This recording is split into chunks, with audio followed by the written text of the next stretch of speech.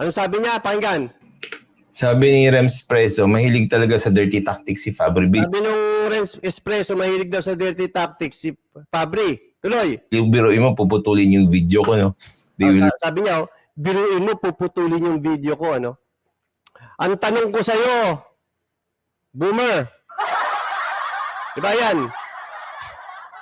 Siya ba ang pumutol ng video? Hindi ba ang kinontent niya si Scrutiny?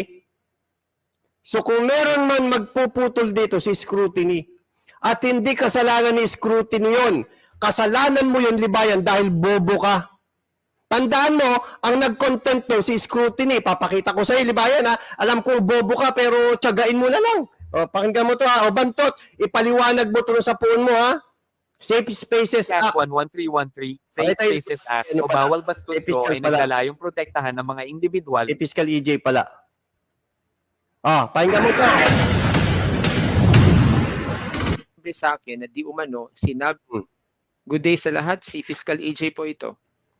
Kanina may nagtimbre sa akin na di umano, sinabi raw ni Atty. Libayan in one Sinabi of his raw. live Saksak mo sa baga mo to, Libayan, ha?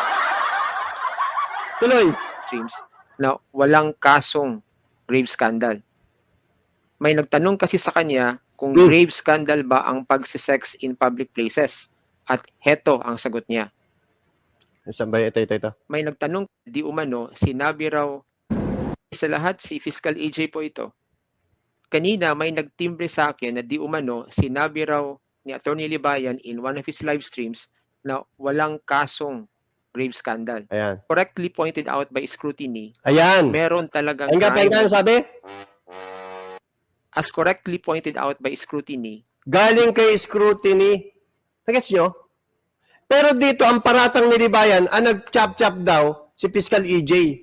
Oh, intro mo po lang, Libayan, bagsak ka na. Panluloko yung ginagawa mo, Libayan, kadidisbar mo yan. IBP.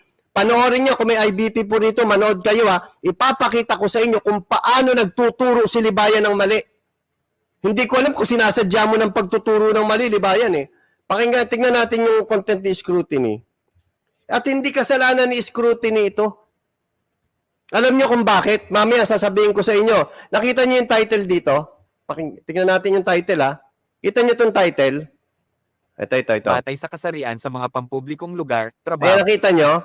Ang nakalagay dito sa title, Attorney Batas Natin on Safe Spaces Act, ay Safe Spaces and Grave Scandal. Lawyer nagtuturo ng batas nila. Help. Fiscal EJ. So, sino ang nagtanong? Si Scrutiny. Humingi siya ng tulong kay Fiscal EJ. So, anong ginawa ni Fiscal EJ? Kinontent niya itong content ni Scrutiny. So, hindi si attorney, hindi si Fiscal EJ ang nagputol. Ano, nahimasmasan ka na ba, Libayan? O Bantot, nahimasmasan ka ba? Kasinungalingan yung sinasabi mo, Libayan. Sa bagay, sinungaling ka naman eh. Anong bago yung Libayan? Pakinggan mo yung kasinungalingan mo ulit, Libayan, ha? Pakinggan mo ito kasinungalingan mo. Ano sabi niya? Pakinggan. Sabi ni Rems Preso, mahilig talaga sa dirty tactics si Fabri. Sabi nung Renz Espresso, mahilig daw sa dirty tactics si Fabri. Tuloy. Yung biruin mo, puputulin yung video ko, no? Sabi niya, biruin mo, puputulin yung video ko, ano? Ang tanong ko sa'yo, Boomer, diba yan? Siya ba ang pumutol ng video? Hindi ba ang kinontent niya si Scrutiny? So kung meron man magpuputol dito si Scrutiny, at hindi kasalanan ni Scrutiny yun, kasalanan mo yun, Libayan, dahil bobo ka. Ngayon, eto, kasalanan ba ni Scrutiny yun? Hindi kasalanan ni Scrutiny yun. Alam nyo kung bakit?